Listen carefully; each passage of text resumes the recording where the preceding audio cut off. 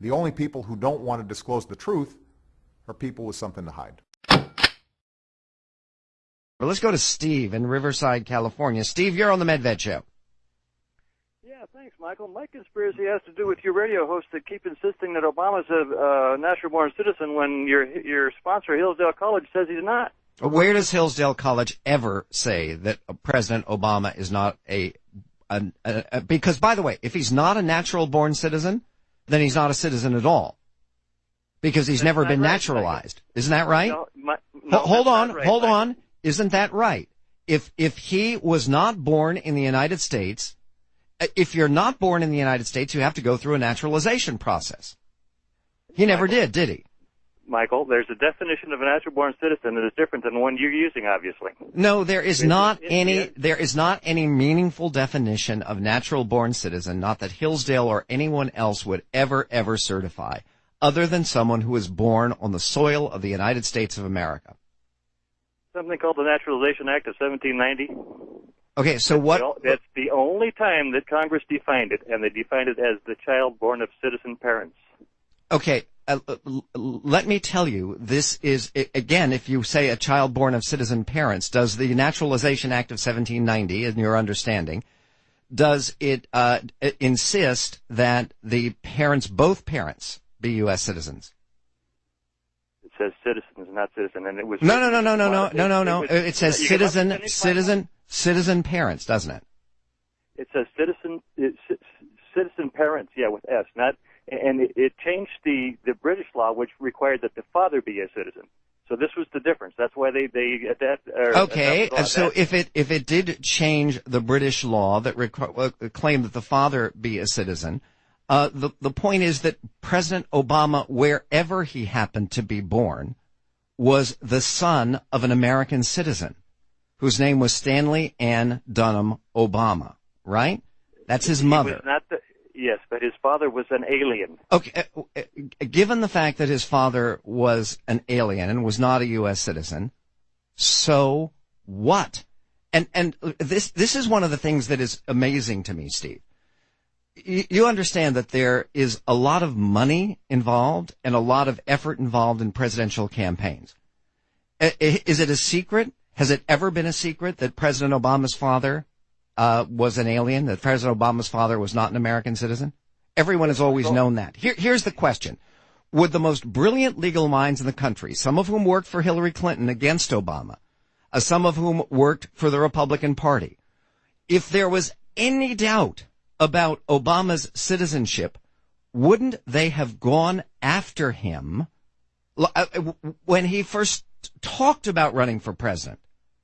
In other words, if this had any substance to it at all other than asininity and being a stupid waste of time and breath, how is it possible that the most brilliant lawyers, law professors, legal scholars in the country never addressed this question, given the fact that everyone in the whole world knows that President Obama's father was a Kenyan? Do you want me to answer that? Yes. Okay. First off, the Hawaiian Democratic Party would not certify him as a natural-born citizen. Okay. For the first time in the history of the country, I think that happened. Okay, I don't believe that is true. You're not answering my question. My question is very simple. My question is very simple. Do you believe that anyone ever has had any doubt as to the fact that President Obama's father was Kenyan? No, but that's the point. Okay, well, no, the point is, why is it that no one until, what is it now, the 7th year of his presidency, that no one ever bothered to challenge his eligibility to be president? And no one did. Over 100 times, Michael. And what? It was challenged well over 100 times. It was never been challenged by anyone on any basis with the least bit of credibility. Because all of those challenges, by the way, all of those legal challenges have been based upon the ridiculous and totally groundless idea that he was born in Kenya. Do you believe that he was born in Hawaii? That's wrong, Michael. Your facts are just wrong. There's been over 125 cases brought to court about it, and some of them were way out there, like his grandmother was a witch doctor or something. But some of them were exactly this issue, and every single one, save 2, were dismissed, not on the grounds, but because the person bringing the suit did not have standing. All right, but so again, my question, I come back to you, Steve. When were these suits filed? When was the first one filed? Back before Obama was even nominated. Okay, I don't believe that to be true. And if it were true, the fact that no one, and again, if you can find for me one even vaguely credible legal source or legal scholar who believes that in order to run for president, your parents, both your parents must be citizens. By the way, this would make Ted Cruz ineligible to be president. Ted Cruz would have to be thrown off the ballots.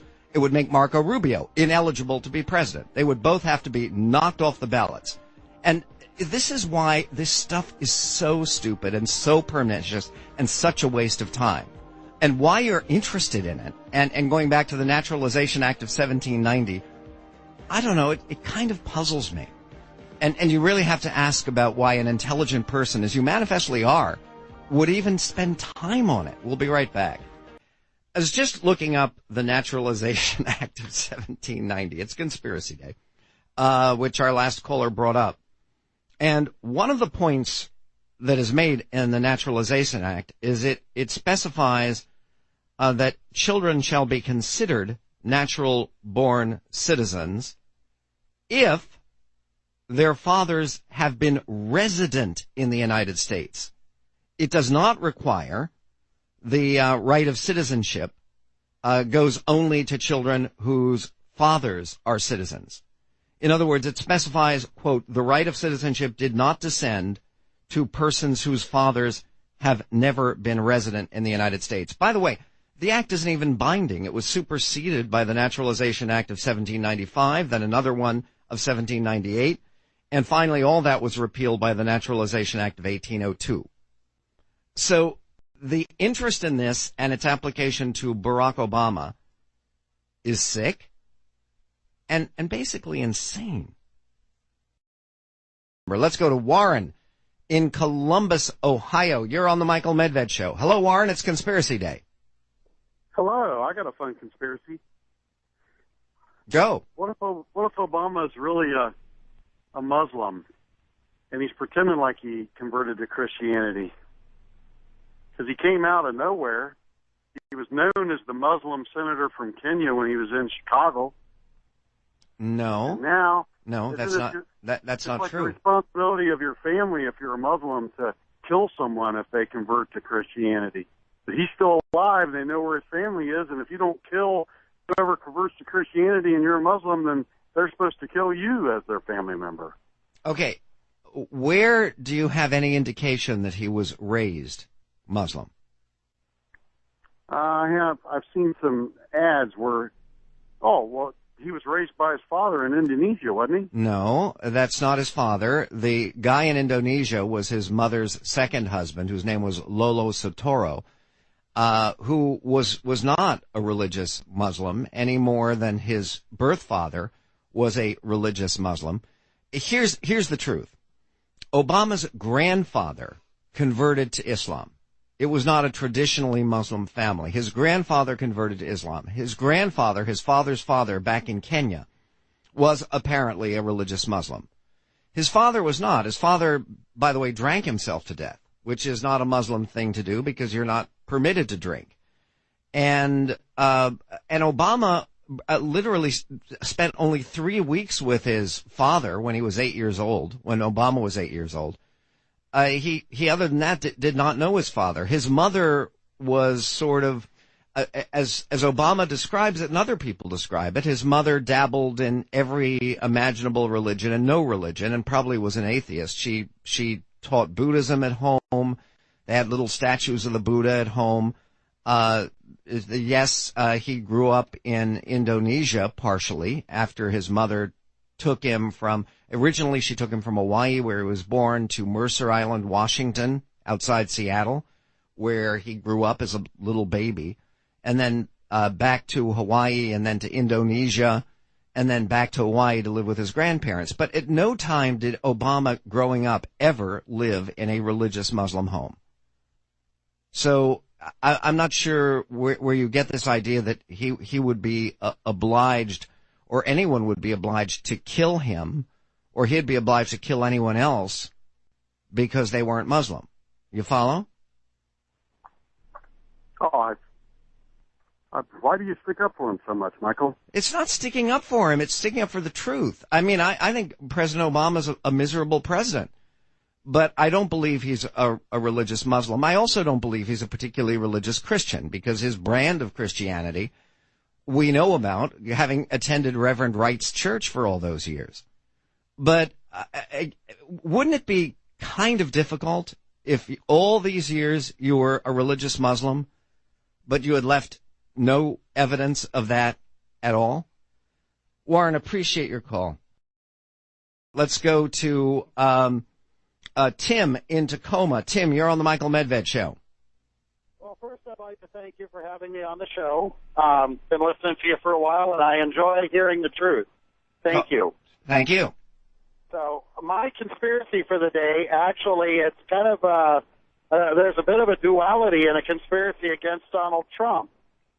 First and most importantly, the Democrats don't want Trump in office. They're going to conspire at any level they have to keep him out of office, because they know that Donald Trump is the one man on the planet that can take the office, that has the stones to come back and try Obama for treason as the domestic terrorist he is, for all these things he's done to us so unconstitutionally. With that said, they don't want to see Obama tried for treason. They don't want to see him convicted for treason. They don't want to see all these things that he has done so unconstitutionally through executive order. Okay, but here's just a quick the window and repealed. Here's just a quick question, Tim. My perception is that Trump's biggest supporters are at CNN and MSNBC and the entire liberal establishment media. That they have been giving Trump more attention than all the other Republican candidates combined. Isn't it clear to you that they want Donald Trump to win the nomination? Only because they think that Hillary, well, they try and delude us with the perception that they think that Hillary can beat Trump. Well, wait, I think they really do have that perception. In other words, why would they be? Isn't it kind of obvious that mainstream media are promoting Donald Trump? Oh, it's tremendously obvious. Okay, good. So we agree on that. So let's just go forward. The mainstream media are promoting Donald Trump. Very clear, very obvious. And by the way, that includes Fox News, which is also promoting Donald Trump. And do you think they're promoting Donald Trump because they think he will be elected president, or because they think he's sure to lose? Because it helps take the spotlight off of Hillary, who would be the strongest of the Democrats. It takes the spotlight off of her and her present scandals. It takes the spotlight off of her untrustworthiness. And it leaves her in a position as the one person that might give Trump a good, honest run for the presidency. Everybody's endorsing him because, you know, the liberals want Hillary in office. The Republicans, they don't like him. At least that's what they're portraying. Honestly, I think the Republicans want him in back to the part about getting Obama taken care of and tried as the treasonous he is. Okay, let me say, I think you're right. In both cases, I think that you're right that the left wants Trump to be the nominee, but not so that he gets elected. They want him to be the nominee because what you're saying is true. They are very confident that Hillary could beat him. By the way, so am I. I mean, if Donald Trump is the nominee, heaven help us all. But the idea that Republicans want Trump in there because he will prosecute Barack Obama for treason, I think if you're counting on some kind of prosecution of Barack Obama after his presidency, you're going to be very, very disappointed. We will be right back on the Medved Show. To Erica, Cleveland, you're on the Michael Medved Show. Hello. I just wanted to touch on the Trump thing real quick. Well, okay, you're only going to have a chance to touch on one thing, so go to it. Okay. Well then, Barack Obama's real father is a known communist. Frank Marshall Davis. Well, his real father is a known communist because his real father was Barack Obama Sr. What is the point? Frank Marshall Davis clearly influenced Barack Obama. Why spent would... a lot of time with him. Yes, he did. But apparently not until Obama was in his early preteen years, right? That's when Frank Marshall Davis came into his life. Yeah. Why would you think that Barack Obama Sr. would claim to be the father of this child when he was not? I do not know. I mean, maybe there's no DNA evidence, but I mean, there's just so much, and he just acts like him. He looks like him. Okay. And I am basing this on a movie that I saw. Right, but I don't my have real problem. father. Right, I've seen it too. Here's the problem. In other words, Frank Marshall Davis was an awful person. He was a pornographer. He was an open communist. He was a known liar. Terrible person. But so was Barack Obama's real father. Why would his real father, who was a very selfish guy who had lots and lots of children, some illegitimate, why would he ever claim to be the father of Barack Obama if he were not? That, it seems to me, is an important question in this greatest nation on God's green earth.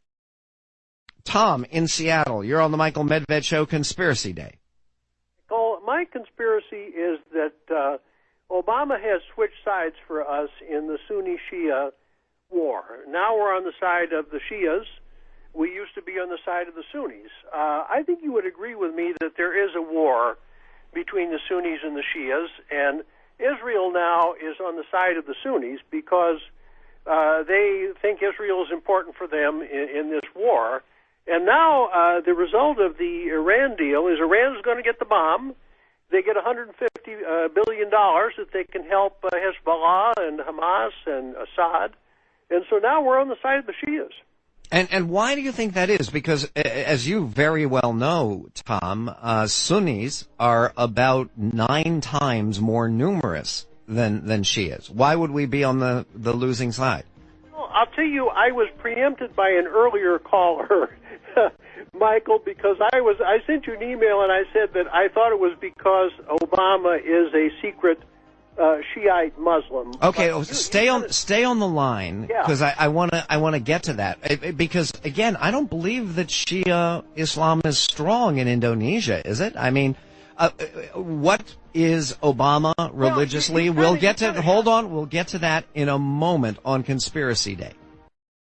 So it is Conspiracy Day. Tom in Seattle argues that President Obama is willingly, deliberately tilting America in the direction of supporting Shia Muslims over Sunni Muslims in the Muslim world.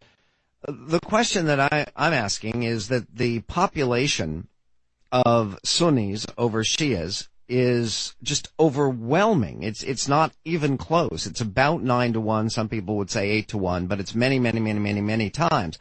The biggest population Muslim countries in the world are all Sunni Muslim countries. The only substantial Shia Muslim country is Iran. So my question to Tom is, by the way, not denying your observation, because I think your observation is true. President Obama does seem to be tilting in the direction of Iran and away from our traditional Sunni allies like Saudi Arabia and Jordan and Egypt. And, okay, why? And you think it's because President Obama is secretly a Shiite Muslim?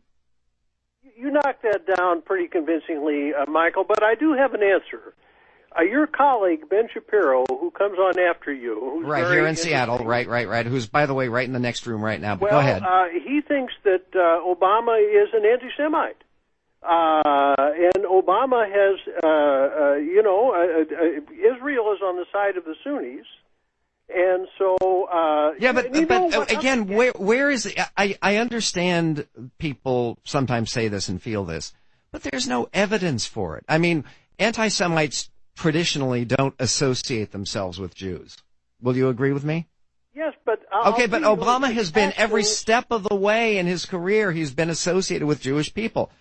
Not Jewish people who I admire or identify with, but people have promoted his political career and people who he has appointed to high office. Rahm Emanuel was his first chief of staff. He had a subsequent chief of staff named Jacob Lew, who's now Treasury Secretary. David Axelrod ran his early campaigns and, frankly, all his campaigns. I just, to make a statement that the President of the United States is an anti-Semite based upon the fact that he has a policy that has undermined Israel, I think is making a leap that frankly is irresponsible. Just as the notion that he has some kind of connection with Shiite Islam. Tom, do you have any information at all that President Obama has ever even been exposed to Shia Islam? Drop that one. I'll move on from that one, Michael. But I'll Okay, well, in fact, Tom, you'll pardon me, but I think we really should move on. Can I share something with you for a moment? And just stay on because you will enjoy this. A lot of people say, well, we had a caller who wanted to make that point and unfortunately dropped off, but I'll make the point for him. Didn't President Obama admit that he was a Muslim? And all of this is based upon an interview that he gave on TV back in the campaign of 2008. And here's what that interview actually sounded like. What I was suggesting, you're absolutely right that John McCain has not talked about my Muslim faith, and you're absolutely right that that has not come my Christian faith. And well, what I'm saying is he hasn't suggested that I'm a Muslim. Okay, what he was saying, obviously, and again, this is not to stick up for Obama. I have no brief for Obama, but there's so much to criticize him for. But not the idea that he is any kind of Muslim. What he was saying is John McCain has not talked about, in quotes, my Muslim faith. He's never accused Obama of being a Muslim. And then when he was correct to say my Christian faith, he went on and then he explained, not very well, but he explained what he had been trying to do.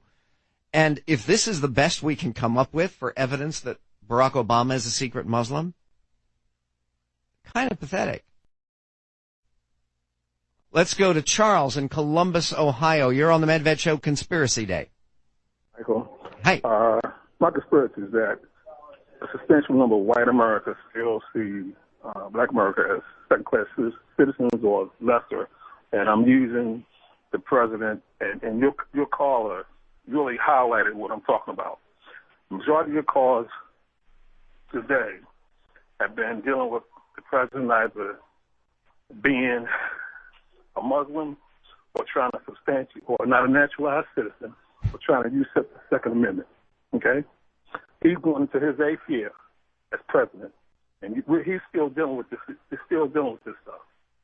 You had Huckabee make a statement saying he's been ready to lead the Jews to the Nazi death camps all over. Which was a shameful statement, and I wish that Governor Huckabee had apologized for it. Again, Charles, if what you're saying is that some of this stuff hints at racism, you're right. It does. It's one of the reasons I hate it. And again, I have enough reasons to criticize the President of the United States. But he was born in Hawaii. He really did go to Harvard Law School. He really did graduate with high honors. He really is an intelligent person. And no, he is not a secret Muslim. And if what you're saying is that some of this is because President Obama is the first non-white president we've ever had, and it's difficult for some people to adjust to, I don't think you're wrong. I don't think there's anything conspiratorial in that. However, if you're suggesting that the main opposition to President Obama is because he's African American, then I disagree with you profoundly. That's not what you're suggesting, is it? Yes, that is what I'm suggesting. Just that is what I'm suggesting. I said. Okay.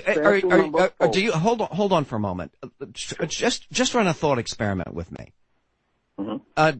Do you think if President Obama were white, and if his name was not Barack Obama, but his name was Eric Erickson, or Christian Christensen, or something like that, and he was white, blonde, blue-eyed, etc.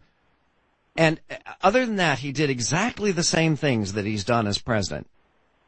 Do you think that he would have no opposition? That people would then accept everything he did? Not to the degree he's getting now. And I'll do you one better. I'll use Bill Clinton. Okay? Bill Clinton had worse opposition than Obama. Bill Clinton was impeached by the House of Representatives. Because that's a falsity. I did not hear you say that. That's a falsity. It is the truth. Bill Clinton was impeached by the House of Representatives. He's one of only 2 presidents in history, along with Andrew Johnson, who was ever actually impeached. The only people who don't want to disclose the truth are people with something to hide.